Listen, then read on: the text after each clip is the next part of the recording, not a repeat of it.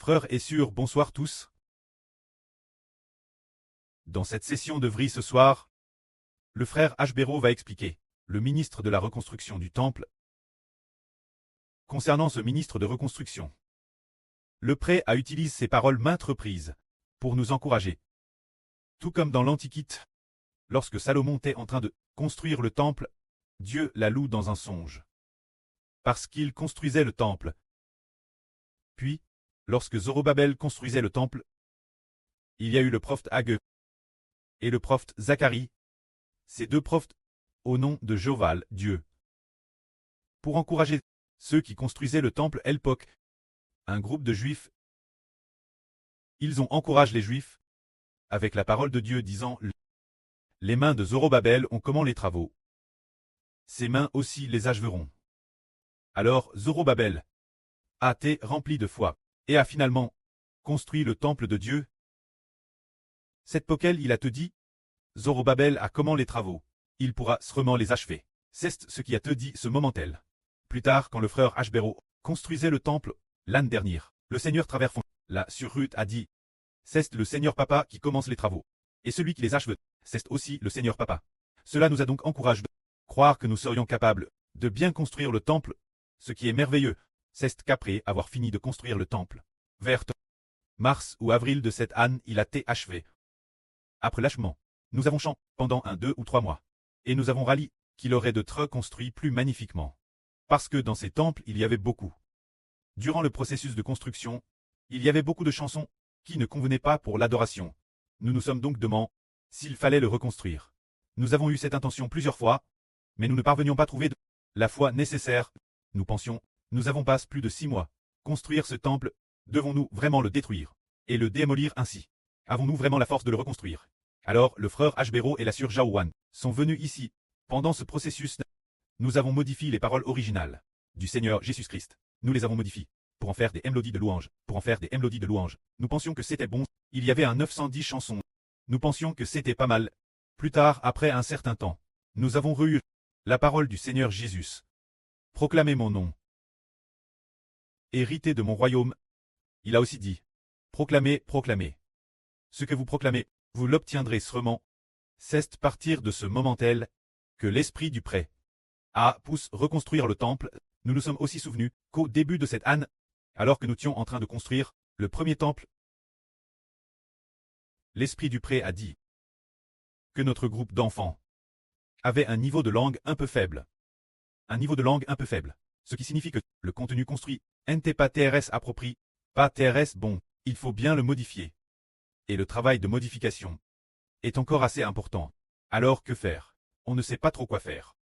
Autrefois, le frère Hbert avait aussi pris la résolution de dire que ces 144 chansons, le frère Hbert les modifierait une par une. Il estimait alors que cela prendrait 2 ans de modification. Après avoir calculé, il a dit ensuite, modifier pendant 2 ans, ce n'est vraiment pas rentable. De plus, ces chansons, madame, si elles sont modifiées, ne seront pas TRS bonnes non plus. Le contenu l'intérieur, n'est-ce pas TRS approprié? Alors ne sachant pas quoi faire, c'est en ce mois de cette année, au début du mois de juillet, que nous avons reconstruit le temple, reconstruit le second temple. Ainsi, au cours de la construction, le 14 juillet. Aujourd'hui, nous sommes après le 28 juillet. Il y a près d'un demi-mois, un jour, l'esprit du prêt a dit ceci. Le frère Hbert a comment les travaux? Il les achèvera sûrement. C'était le 14 juillet. Disant que le frère Hbert a comment les travaux, et qu'il les achèvera sûrement. C'est ce qui a te dit. Le frère Hbert pourra certainement finir les travaux de construction de ce temple. Il a te dit qu'ayant commence, il achèvera sûrement. Cela a grandement encouragé Hbert disant qu'il pourra certainement finir. Alors quel point en sont les travaux du temple? Actuellement, construit jusqu'au point haut pour la première fois, les frères et sœurs ont remis les 144 trompettes. Sauf pour quelques frères qui ne les ont pas remises. Tous les autres les ont remises. Mais une petite partie a également été modifiée. Mais actuellement, l'ergie principale est consacre la construction. En plein processus de construction. C'est de dire que l'ergie du frère Hbert, son ergie errante et consacre la construction. La construction de la partie des mélodies de la promesse. Peut-être que les mélodies de la promesse, d'ici 2 ou 3 jours, d'ici 3 ou 5 jours, seront terminées. Une fois la construction termine, il commencera pour les chansons des frères et sœurs. Modifier et relire, confirmer qu'elles conviennent. puis les modifier une par une. Quant aux mélodies de la gloire et aux autres mélodies, les travaux de modification commenceront également de manière progressive. C'est peu près le temps qu'il nous reste pour continuer à modifier. Il est possible qu'en 40 jours, tout soit modifié. La fin des modifications comprend également pour les frères et sœurs les 144 bénédictions actuellement. Cette partie doit aussi être modifiée, ce qui pourrait prendre 40 jours. Alors ces 40 jours, auxquels s'ajoutent environ 10-12 jours supplémentaires, permettront d'achever complètement les travaux de construction. C'est de dire que tout sera modifié. Et il devra encore organiser ses chansons, les rassembler, les combiner, pour en faire des recueils de louanges par groupe de 100 chansons. Ce travail pourrait prendre 10 jours. Ainsi, en ajoutant le processus de modification et de création, ce processus devrait prendre environ 50 jours pour être entièrement terminé. Vois où en est le temple actuellement. Notre. Ce genre de plan, au départ, nous voulions faire plus vite. Maintenant, nous voyons que ce n'est pas possible. Parce que le prêtre, il y a quelques jours, a dit cela au frère Hébert, poussant grandement le frère Hébert. S'efforcer de bâtir. L'esprit du prêtre a dit ceci. Le jour du 22 juillet, se dire le jour où la sur Aura. À Hervé qu'elle et la sur Jaouane distribuait des graines de tournesol, le frère Hébert dans un Hervé a vu que nous étions en train de bâtir des champs.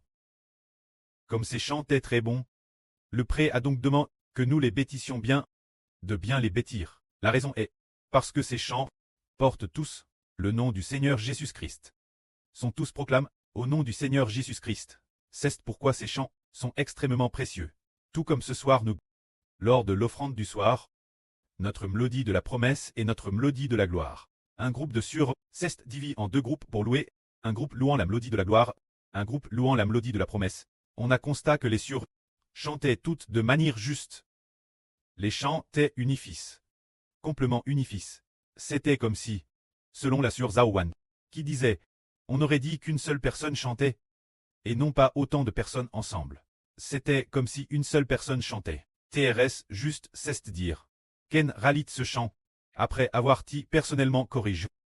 Pour que les frères et sœurs louent, est devenu approprié. Alors bien qu'il ait été modifié une fois, puisqu'il a taker, ensuite le frère Hébert, nouveau, le modifiera encore une fois, les confirmera un par un. Alors ces chants pourront être utilisés pour l'adoration. Ce moment tel, le jour suivant est arrivé. Tout l'heure je disais, le jour du 22 juillet, qui disait que ces chants sont précieux et qu'il faut bien les bâtir. Un jour plus tard, se dire le jour du 23 juillet, l'esprit du prêtre a dit ceci. Bâtir un grand édifice, si l'on n'a pas de matériaux de construction, on ne peut pas le bâtir. De la même manière, nous bâtissons le temple de Dieu. Si nous n'avons pas de champs extrêmement précieux et glorieux, on ne peut pas le bâtir. Alors pour bâtir un édifice, si l'on n'a pas de matériaux de construction, de barres d'acier, de ciment de briques, de TRS bons et précieux matériaux, si l'on n'a pas ces matériaux, bâtir un édifice est impossible. De la même manière, le temple de Dieu est comme un grand édifice. Le prêtre dit, l'esprit du prêtre dit ceci, de la même manière, nous bâtissons le temple de Dieu. Si nous n'avons pas d'extrêmement précieux et glorieux champs, on ne peut pas le bâtir. Se dire, le temple que nous bâtissons, sans champs précieux, est-ce possible? Non, ce n'est pas possible. Un temple glorieux, la gloire, réside dans le fait que la chanson est extrêmement belle, et que l'histoire raconte est extrêmement belle. L'histoire, l'intérieur, raconte comment Dieu va reprendre le royaume des mains de Satan, pour le donner Dieu et au Fils du Seigneur. Israël. C'est de cela qu'il s'agit. Le contenu l'intérieur, s'il est bien modifié, sera alors extrêmement beau. Cela nous rappelle qu'au début Salomon, lorsqu'il a construit le temple, Y avait-il l'époque des matériaux précieux et glorieux. L'époque Salomon a mobilisé pendant 7 ans et a envoyé 30 000 ouvriers. Il semble qu'il y en avait plus de 30 000. Il semble qu'il y en avait plus de 100 000. Allant dans la montagne pour chercher des pierres précieuses. Ils ont alors extrait de grandes et belles pierres pour les utiliser la construction du temple de Dieu. Ces grandes et belles pierres ont servi de fondation au temple. Ainsi, la construction du temple de Salomon était extrêmement belle. Il y avait plus de 100 000 ouvriers pour faire l'extraction. Il y avait plus de 100 000 ouvriers pour faire l'extraction. prenant ces pierres, les taillant, une par une. Des pierres précieuses et de grande valeur. On te taille, ensuite, ils les transportent jusqu'au temple. Elles ont ainsi te utilisent pour la construction, ce qui était extrêmement beau, avant que Salomon ne construise le temple. Le pré de Salomon, le roi David, avait également préparé des pierres extrêmement précieuses. Du bois des pierres, il avait également préparé de TRS précieuses, quantité d'or et d'argent. Beaucoup de ces précieuses matières premières étaient toutes prêtes. Une fois qu'elles ont été prêtes, on a pu utiliser ces pierres précieuses pour la construction. Ce qui était extrêmement beau, c'est alors que nous avons découvert que le pré Cleste Joval a utilisé d'extrêmement belles pierres pour construire le temple de Salomon. L'époque Salomon a reçu de son preux le roi David beaucoup d'or et d'argent pour la construction du temple.